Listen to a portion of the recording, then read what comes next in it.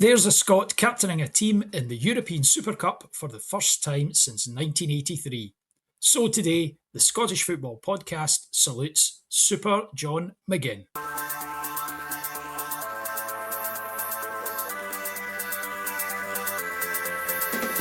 Hello, I'm Stevie Miller and this is the Scottish Football Podcast. All the news, views and analysis you need on Wednesday the 12th of August. And today, we're focusing on one of Scotland's talisman. Comes out to McGinn, tries to get the goal, but it's in! Scotland are in front! And it's John McGinn who has got Scotland's first World Cup goal of this campaign! He's the man with the multi-million pound posterior. We pay tribute to John McGinn as he prepares to captain Aston Villa in the Super Cup final. How much more is there to wring out of John McGinn, who's already been brought up through the levels by successive managers, and every time you think that, up he pops and scores 2 goals in a European semi-final. So how's that? So how did he get from St Mirren to here? And what is he like to play with and against? A generation of supporters haven't seen this. The pride on my face this morning, seeing all the kids going to the parks in a Scotland kit. Hopefully when they get up tomorrow, they'll be absolutely beaming with pride, because I am. We're all about Scotland's number 7 today. The Scottish Football Podcast from BBC Sports Scotland. And I'm joined by Michael Grant, Times Scottish football correspondent, and Scott Allan, former Celtic, Dundee and Hibs midfielder.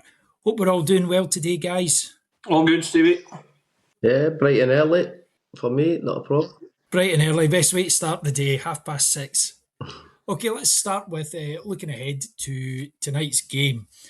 So it's what an achievement, Michael, a Scot captaining a team in a European Super Cup final. That's the first since Willie Miller in 1983. I believe you're au fait with that particular match, Michael.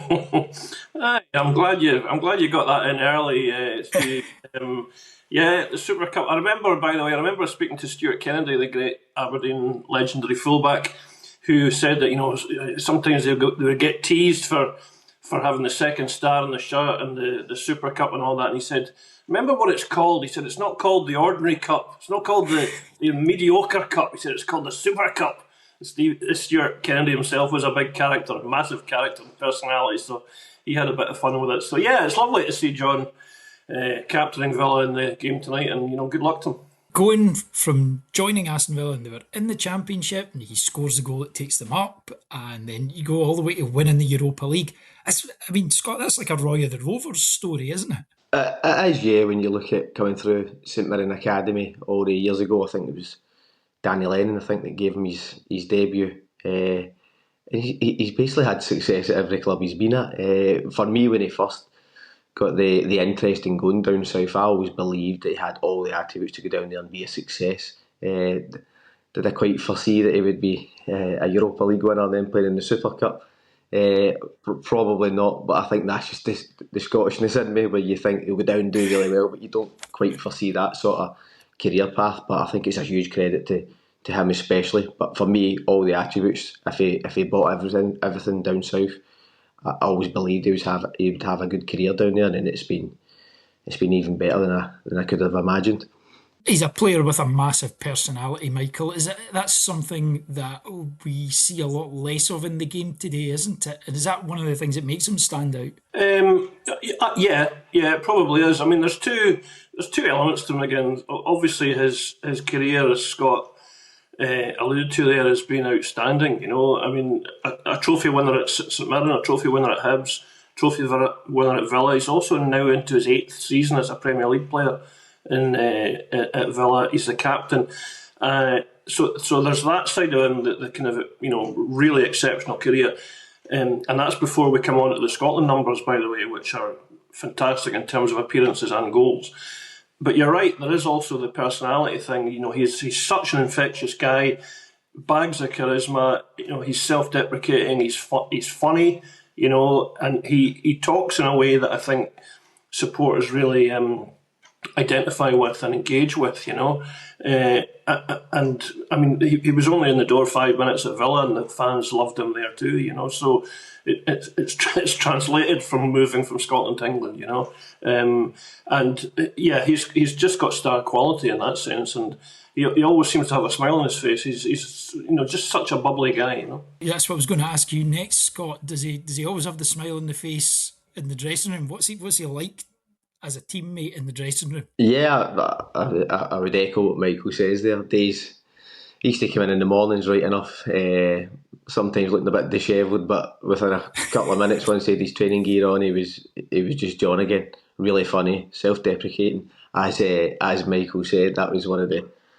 I think the dressing room we had at Hibs, there was a few of us like that. So I think he's just that sort of infectious player where very hard to not like him. You basically, what you see is what you get. I think it's still, for me, one of the biggest things about John is that nothing's changed.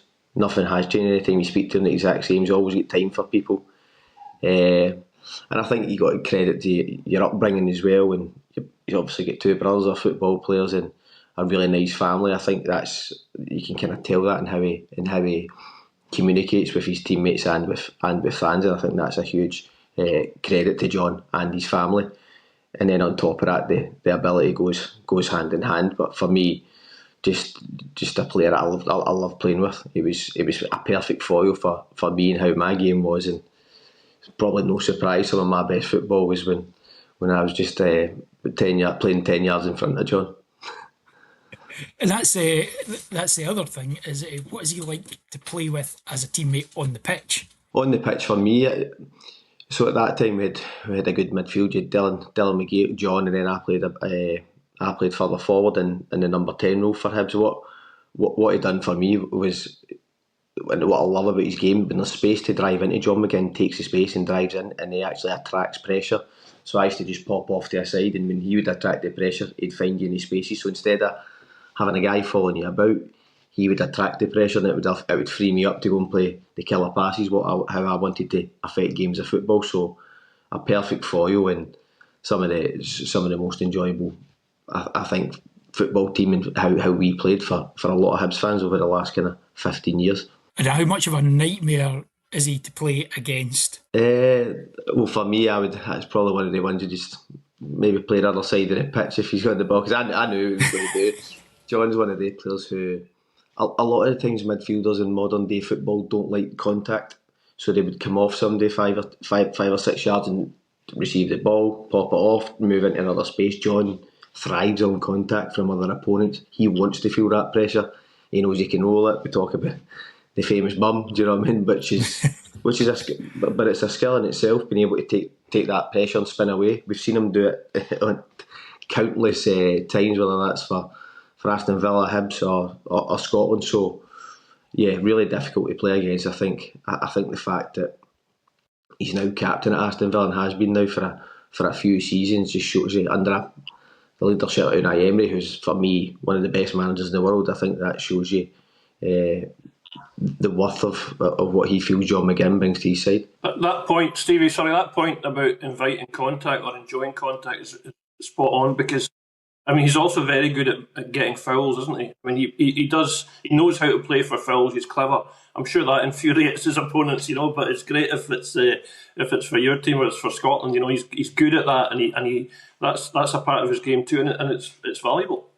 Going back to the personality, Michael, is that something that managers appreciate, having a character with that kind of personality on the training pitch in the dressing room? Oh, 100%.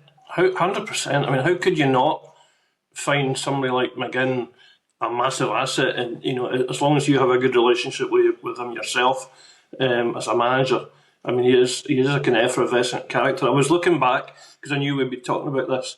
I mean, you think back to that Bavarian folk dance he did on the eve of the Euro 2024, and he was saying, he said, I was the mug. They asked for a volunteer and I was the mug. Well, of course John McGinn did it. I mean, who else would do it? It was funny.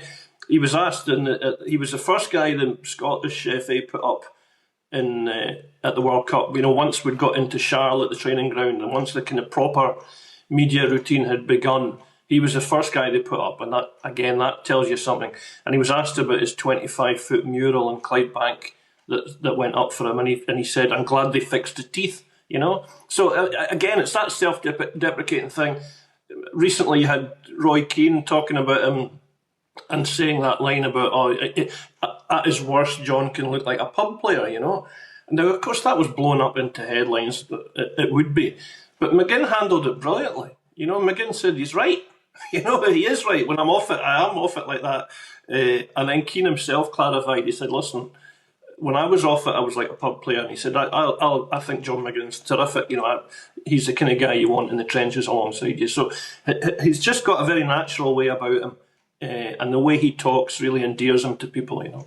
That's, I guess, is another thing. We've talked about his personality, and we talk about the humour, and it almost sounds like we're making out that he's constantly goofing about, but this whole thing of he's the first guy to stick his hand up, I mean, that shows real leadership skills, doesn't it? Yeah, absolutely. And I was conscious when I knew we were going to have this chat of not just making it about his personality and his, you know, the kind of fun side to McGinn, because, as we said, the career he's had is serious, you know. I mean, in a Scotland sense, 89 caps. The only guys I've got more are Kenny Dalglish, Andy Robertson and Jim Leighton. And let's be honest, fingers crossed, McGinn will get over 100 caps, you know. And in terms of goals, he's got 21. The only guys ahead of him are Law and Dalglish, Dennis Law, Kenny Dalglish, Hughie Gallagher and Laurie Riley. You know, and John McGinn's not a striker, remember. You know, so his numbers on both counts are exceptional, and that is why he's such a hero with the supporters, and his name is rings round the ground every time Scotland play. Move on, just before we go on to talk about Scotland, one of the great what-ifs of Scottish football. So how short-sighted were Celtic in not buying him from Hibs, Scott? Yeah, I think that's the one that I think the Celtic board as a whole and the fan base know that they definitely missed out on a player who would have been, for me, he'd have been a standout for Celtic for years to come. But at the same time, Hibs had a value on him that Celtic didn't want to match at the time, and Aston Villa then came in with the money that Hibs were looking for, and it became their gain. And ultimately, we can predict what might have happened, but the best thing ever happened to John McGinn was Aston Villa coming in the Championship.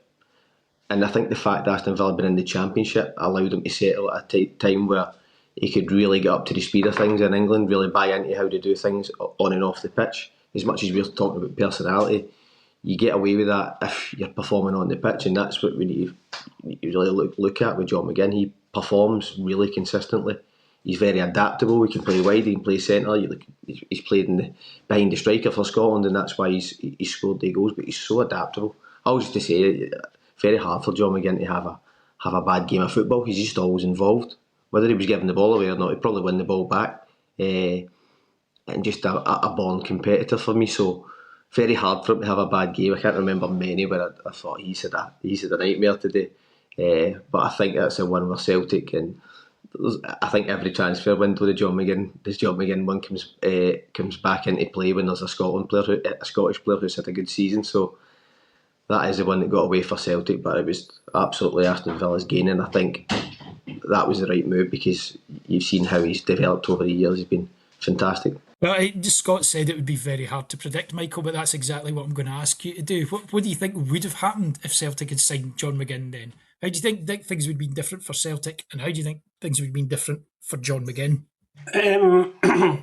Well, it's interesting, Steve, because it's more interesting from McGinn's perspective, really, because what you do have to remember is Celtic did really well without John McGinn. I mean, they kept winning trebles and dominating, but it was a significant loss for them because it really annoyed Brendan Rodgers, who was a manager at the time and who wanted McGinn in.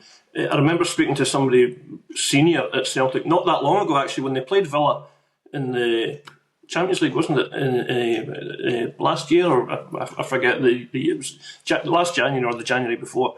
Because obviously that was a natural peg for around the game was John McGinn, and then what could have happened. And this senior figure at Celtic said to me that we thought we had a free run at him. All the indications were that it was going to be Celtic and nobody else, you know. So they bid, I think the reported figures at the time was 1.5, then 1.75, and then 2.5, I think. And he eventually went to Villa for 2.8. Now, Scott's shaking his head there, and no wonder, because apart from anything else, 2.8 for John McGinn, 2.8 million for John McGinn. What a steal! Imagine you're Villa thinking this guy for basically the next decade is going to be an absolute cornerstone of the team, and you got him for buttons, really. So he was a natural Celtic signing that got away. But it has to be said the club did perfectly fine without him. But and so did he. Let's be honest. He went to Villa and flourished very quickly. Within a year, he was a Premier League player and hasn't looked back. Okay, let's turn to his Scotland career. Does he get taken for granted for Scotland? No, I think he's appreciated, Stevie. I think he's appreciated. You've got as I said earlier, the John McGinn. He's better than Zidane song goes round all the time. He is a cornerstone. Fans want him in the team every game. Stevie Clarke. There's a lot of criticism of Clarke, but if you look at his reign overall, it was successful, and he got us to 3 tournaments, right? And one of the cornerstones of Steve Clarke's Scotland management was John McGinn, and the other one was Andy Robertson. And he said early on, and he told them early on, I want to build a squad around you two.